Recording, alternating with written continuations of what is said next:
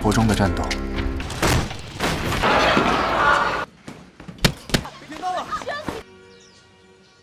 Welcome dear रॉकर्ड, स्वागत है आपका स्वीट कॉम्बैट सीरीज में। इसके पहले एपिसोड की शुरुआत में फेंग्यू नाम की एक लड़की को दिखाया जाता है जो राज्य की सबसे अच्छी महिला एमएमए फाइटर होती है। उसने अभी कुछ समय पहले ही ऑफिशियल मैचेस में हिस्सा लेना शुरू किया होता है, लेकिन उसके अभी तक बहुत से ना टूटे जाने वाले रिकॉर्ड रहे हैं। उसके हाल ही में एक जीत ने मीडिया में बहुत ही सनसनी मचा दी होती है, जिसकी वजह से वो बहुत ही ज्यादा मशहूर हो जाती है। एक फ्लैशबैक में दिखाया जाता है कि फेंग्यू अपने अमीर दादा को बता रही होती है कि उसको एक योद्धा बनना है, लेकिन उससे हमेशा से ये उम्मीद की जाती थी कि वो अपने परिवार के कारोबार को आगे बढ़ाएगी और उनकी मदद करेगी। इसलिए उसके दादा उससे बहुत निराश हो जाते हैं कि इसने एमएमए फाइटर चूज किया। फिर मिंग टायन नाम के एक व्यक्ति को दिखाया जाता है जो एक जवान लड़का है और जो मकाऊ में रहता है। उसके 2 छोटे भाई बहन हैं जो स्कूल पढ़ रहे होते हैं। जब से उन्हें उनकी माँ ने छोड़ा और जब से उनके पिता गुजर गए, तब से वो ही उन दोनों की जिम्मेदारी ले रहा है। मिंग टायन के छोटे भाई को टीवी पर एमएमए लड़ाई देखना बहुत ही पसंद है और उसकी पसंदीदा योद्धा फेंग्यू ही होती है, जिसे वो रानी कहकर बुलाता है। और अपने छोटे भाई बहन की जरूरतों को पूरा करने के लिए मिंग टायन को कॉलेज छोड़ना पड़ता है और वहाँ के एक रेस्टोरेंट में खाना डिलीवर करने का काम करना पड़ता है। और अभी वो अपनी पढ़ाई जारी रखने के लिए एक अच्छी स्कॉलरशिप के साथ कॉलेज में एडमिशन पाने के लिए पूरी कोशिश कर रहा होता है।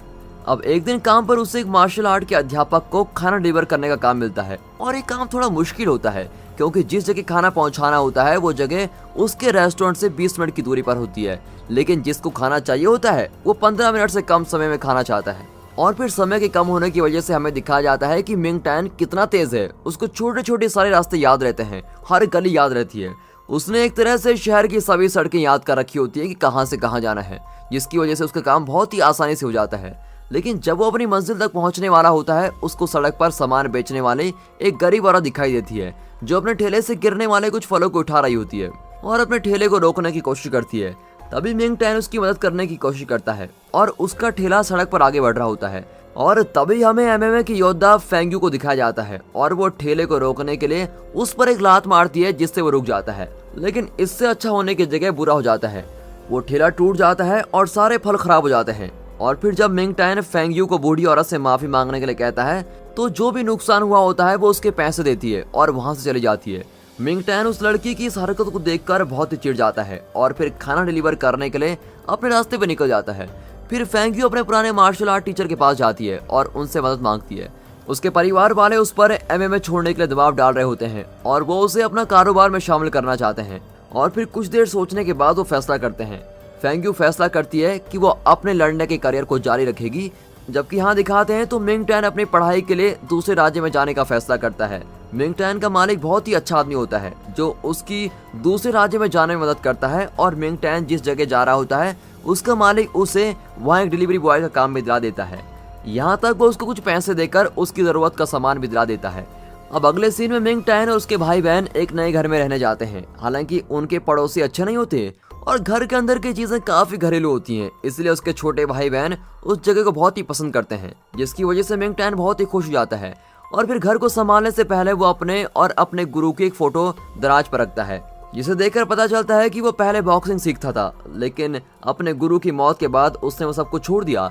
इसके बाद मिंग टायन अपने भाई बहन को स्कूल छोड़ने के बाद अपनी नई जॉब पर जाता है और फिर आखिर में पहली बार अपने नए कॉलेज में जाता है। वो ज़ेंगजी सबसे अच्छा स्पोर्ट्स कॉलेज होता है। इस साल से पहले वो पूरा कॉलेज लड़कियों का था, लेकिन अब मिंग टायन सबसे पहले वो लड़का है जो उस कॉलेज में जा रहा है। हालांकि जब वो अंदर जाता है तो उसको पता चलता है कि कॉलेज में सैकड़ों लड़कियां हैं और उनके बीच में वो अकेला लड़का है।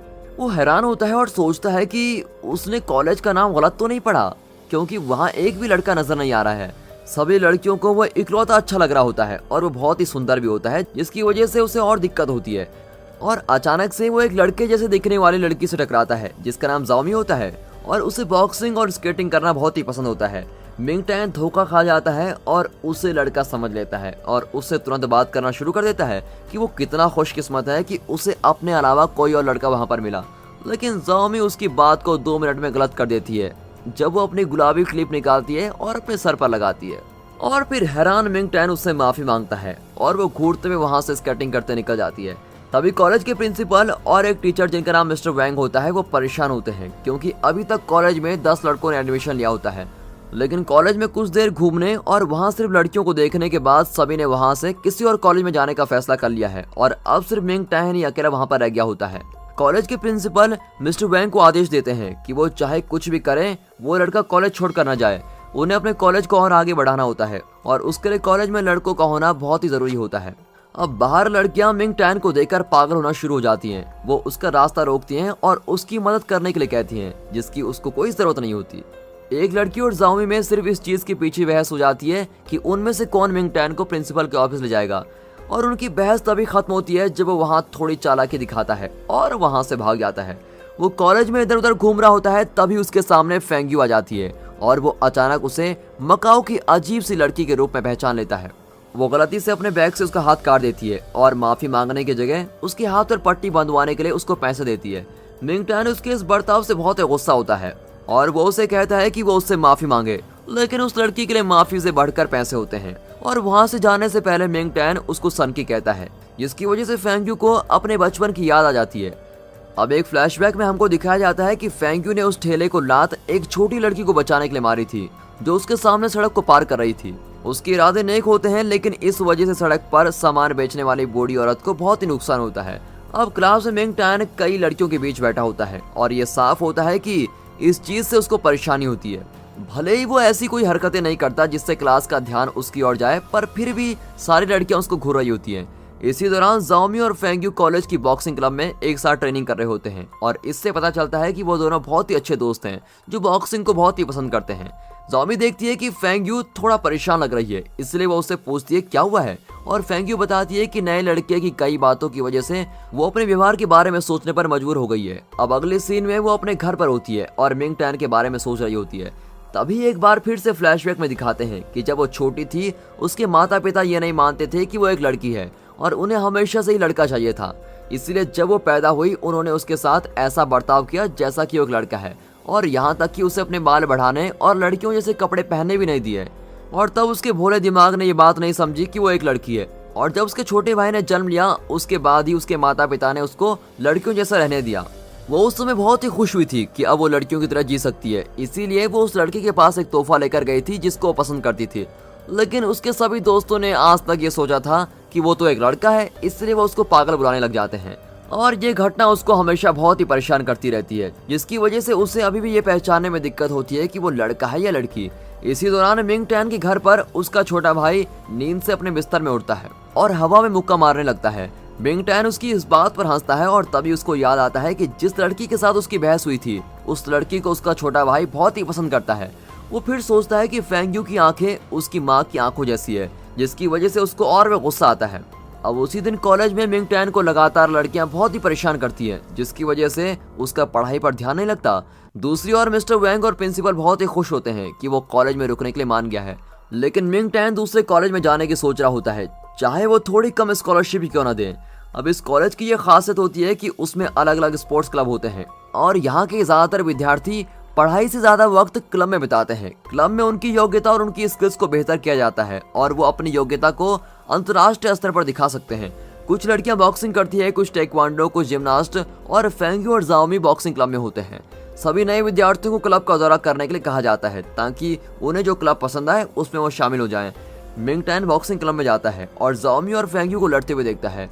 वो फेंग्यू के लड़ने के तरीकों को देखकर बिल्कुल ही हैरान रह जाता है और उसके लड़ने का तरीका बिल्कुल उसके गुरु की तरह होता है। वो मान लेता है कि शायद उसने भी उसके गुरु से बॉक्सिंग सीखी होगी, लेकिन फिर वो इस बात को नहीं सोचता।